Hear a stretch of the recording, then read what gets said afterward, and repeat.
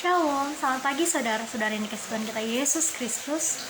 Pagi hari ini saya akan menyampaikan satu renungan yang saya ambil dari Amsal pasalnya yang pertama, ayatnya yang pertama sampai dengan ayatnya yang ke-6. Amsal pasal 1 ayat yang pertama sampai dengan ayat yang ke-6 berbunyi demikian. Amsal Salomo bin Daud, Raja Israel, untuk mengetahui hikmat dan didikan, untuk mengerti kata-kata yang bermakna, untuk menerima didikan yang menjadikan pandai, serta kebenaran, keadilan, dan kejujuran, untuk memberikan kecerdasan kepada orang yang tak berpengalaman, dan pengetahuan serta kebijaksanaan kepada orang muda.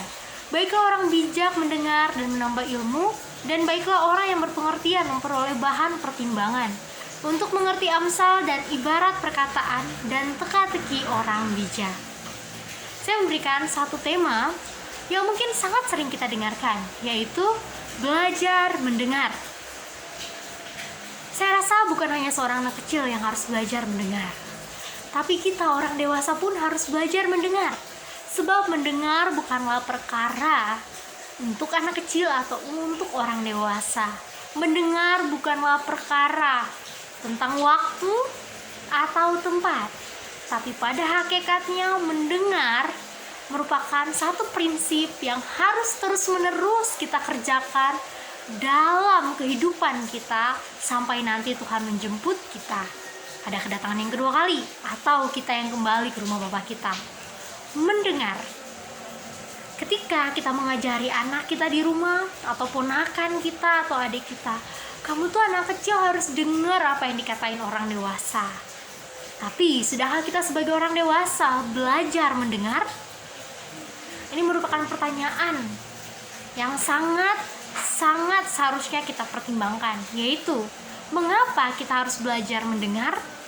Amsal menyatakan ada 3 hal penting kenapa kita harus mendengar.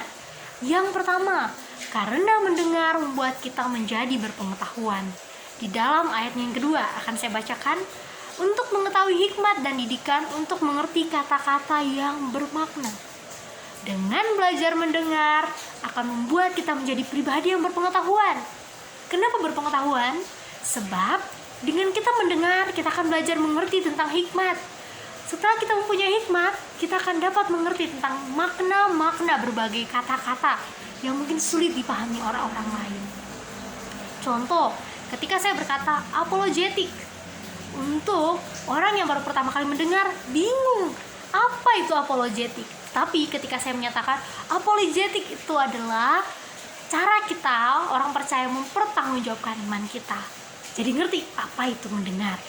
Sehingga mendengar sangat penting karena membuat kita menjadi pribadi yang berpengetahuan. Yang kedua, kenapa kita harus mendengar? Sebab karena mendengar membuat karakter kita terbentuk. Ayat yang ketiga sampai ayat yang keempat, untuk memberikan kecerdasan kepada orang yang tak berpengalaman dan pengetahuan serta kebijaksanaan kepada orang muda. Membentuk karakter kita. Kaitannya sama karakter di sini apa? Bunyi yang berkata menjadikan pandai serta kebenaran, keadilan, dan kejujuran.